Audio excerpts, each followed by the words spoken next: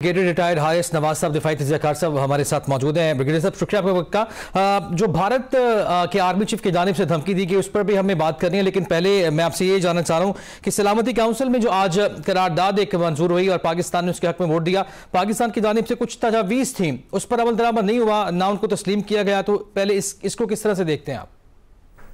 देखें, बेसिकली बड़ा ही personal thing. देखें जो भी एक अभी मुआहिदा हुआ है, इट्स ए स्टेप फॉरवर्ड।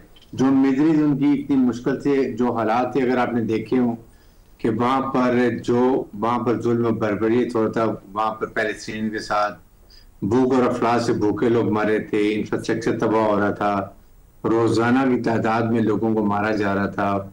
तो उसमें एटलीस्ट ये जो चीज फायर हुई है, चाहे इसमें आई नो कि देयर आर सर्टन इश्यूज हैं उसके अंदर, बट स्टिल जब आपकी इस्लामिक फोर्स वहां पर आ रही है, टास्क फोर्स आ रही है, फिर पैलेस्टीन अथॉरिटी बन रही है, फिर उसके साथ ये जो आप ट्रम्प एक पीस बोर्ड बन रहा है जिसमें ट्रम्प उसका प्रेसिडेंट भी है, और देन ये सेट कि मैं जिम्मेदार हूँ, मैं एक टू स्टेट जो है सोल्यूशन वो भी निकालूंगा।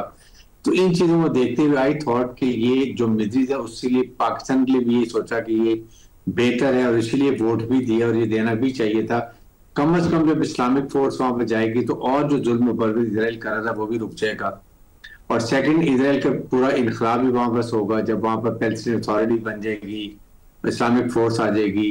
And that is the time जब इसके बाद नेक्स्ट स्टेज में फेज में आई थिंक फिर उससे इस्लामिक जो कंट्री थे, जो 8 ममालिक उसमें बहुत इंपॉर्टेंट रोल अदा कर रहे थे, ट्रम्प ने कमिटमेंट की है, then they will be able to put their weight. और फिर उम्मीद करनी चाहिए, खास तौर पर सऊदी अरब और पाकिस्तान ने बड़ा क्लियर सांस रखा हुआ है कि जब तक इजराइल इसको नहीं करता, टू स्टेट्स नहीं बनाता और अल-कुद्स शरीफ इसका कैपिटल नहीं होता, पाकिस्तान और सऊदी अरब और अरब ममालिक इसको एक्सेप्ट नहीं करेंगे। तो मेरे ख्याल में we should hope for the best. अच्छा ब्रिगेडियर साहब, एक तो जिस तरह सीज फायर की आपने बात की, मुकम्मल तौर पर सीज फायर अभी भी नहीं हुआ।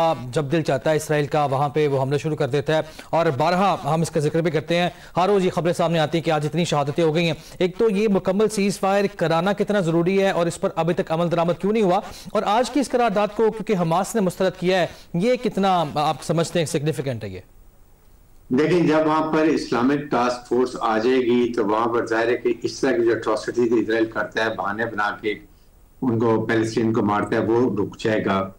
और साथ ही साथ हमास की जो अप्रीहेंशन वो ये है कि अगर इस्लामिक फोर्स वहां पर आती है और पैलेस्टीन अथॉरिटी बन जाती है और इजराइल वहां पर रहता है, इनकलाब भी इसका पूरा नहीं होता, और अगर हमास को डिसआर्म कर सकते हैं तो that is going to be serious issue for Hamas, and I do agree also.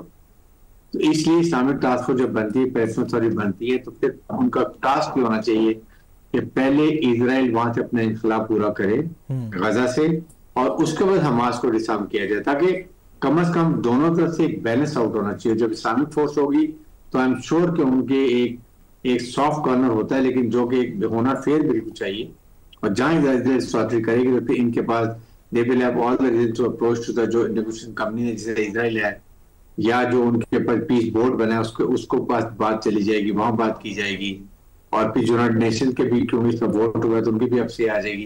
तो I think overall we should hope for the बजाय इसके कि और मिजरीज हो रही होती।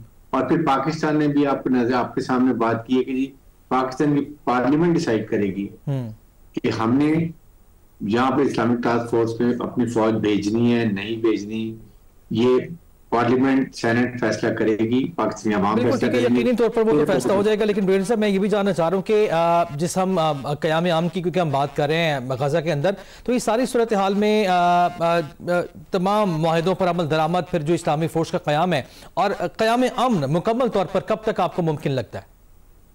देखिए, क़याम अमन I feel is a very difficult task. 2 साल के लिए ये सारा सिस्टम अरेंज किया गया है, और अगर 2 साल में प्रॉपर तरीके से पैलेस्टीन अथॉरिटी एक अच्छी बन जाती है, वो अपना कंट्रोल संभाल लेती है, Islamic task force is really a buffer between Palestinians और इजराइल के दरमियान में वो आ जाती है, और अमेरिकन अपने वादे को पूरा करते हैं, और उसके बाद ये हालात ठीक होते हैं, then one can hope for the best. Next phase के अंदर आप कहते हैं नाउ इज द टाइम कि आप अगर इब्राहिम अकॉर्ड की बात करते हैं, प्रेसिडेंट ट्रम्प कहता है कि मैं उम्मीद करता हूँ सऊदी अरब इसको एक्सेप्ट करेगा, तो सऊदी में बड़ी क्लियर बात की है, आप 2 स्टेट बनाएं, then we can think over it.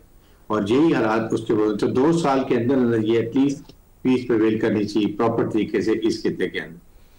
बिल्कुल ठीक है, वक्त बताएगा कि कितना इसमें वक्त लगता है। बहरहाल ब्रिगेडियर साहब, जो अभी हम देख रहे हैं कि गीदड़ भभकियां भारत की दोबारा शुरू हो गई हैं।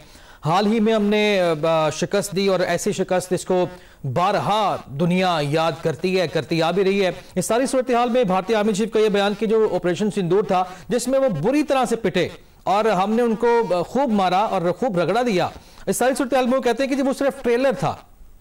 देखिए बात ये है कि अगर आपको ट्रेलर क्यों चलाया, पूरा जोर लगा के देख लेते ना। आपने तो पूरी कोशिश कर ली, आपने कश्मीर में भी अपनी कोशिश कर ली, आपने एयरफोर्स के थ्रू हमारे सिविलियन जो टारगेट थे मुरीदके में और भावलपुर में और कहाँ कश्मीर में भी आपने किया, वहां हमारे सिविलियन को शहीद कर लिया, ड्रोन भेज दिए, पूरा पाकिस्तान को प्रोवोक किया कि हम कोई ओवर रिएक्ट कर लें। We did not. हमने बड़ा as a mature responsible nuclear state का किरदार अदा किया। फिर आपने ब्रह्मोस मिसाइल मारने शुरू किए। फिर हमारे डीएसपी ने कहा कि now wait for our response, ये उन्होंने अल्फाज कहे। और फिर हमने उनको ऐसा सबक सिखाया जो आपकी नस्लें याद करेंगी और दुनिया में आपको मुंह काला कर दिया, आपको शिकस्त फाज दे दी, आपके घुट्टे जमीन पे लगा दिए, आप ट्रम्प के बाद भागते हुए चले गए कि खुदा के लिए चीज पर करो, पाकिस्तान पता नहीं हमारे साथ क्या कर रहा है। तो उसके बावजूद फिर आप ये कहते हैं कि जी हम ये ट्रेलर था। फिर आप कहते हैं कि हमने पाकिस्तान को बड़ी कम फोर्स के साथ, हमने वेपन के साथ पाकिस्तान को हमने शिकस्त दी।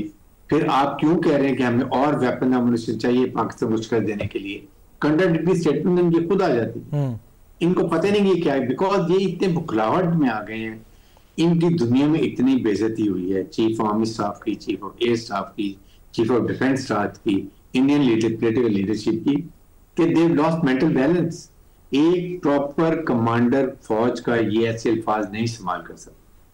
चीफ ऑफ डिफेंस स्टाफ कहते हैं कि जी हमारी डिफेंस इंडस्ट्री बिल्कुल यूजलेस है। वो झूठ बोलते हैं। हम जब डॉक्यूमेंट साइन कर रहे हैं हमें पता होता है कि 10 साल तक भी हमें कोई वेपन नहीं मिलेगा। तेजा जहाज आपने देखा कि दुबई एयर शोज में दुनिया के सामने जो इनके इंडिजीनियस प्रोड्यूस्ड है, जिसपे इन्होंने 25-30 साल लगाए हैं, उसको ऑयल लीक होना शुरू हो गया और दुनिया में क्या इनकी इज्जत रह गई। और on the contrary Pakistan JF-17 देखें थंडर्स ने क्या वहां पर मुजाहरा किया। This is a difference technical technology wise, professional training. बिल्कुल ठीक है, यानी इसका लुबे-लुब आप गुफ्तगू कहिए कि हमने हमेशा उनसे हम इस जंग की हाली जंग उनसे आगे रहे और मजीद हम आगे रहेंगे भी इंशाल्लाह। बहुत शुक्रिया जनाब, हमारे साथ मौजूद थे ब्रिगेडियर हारिस जमाल साहब। नाज़रीन, प्रोग्राम के वक्त खत्म हो जाता है, इजाजत दीजिए आज के लिए। अल्लाह हाफिज।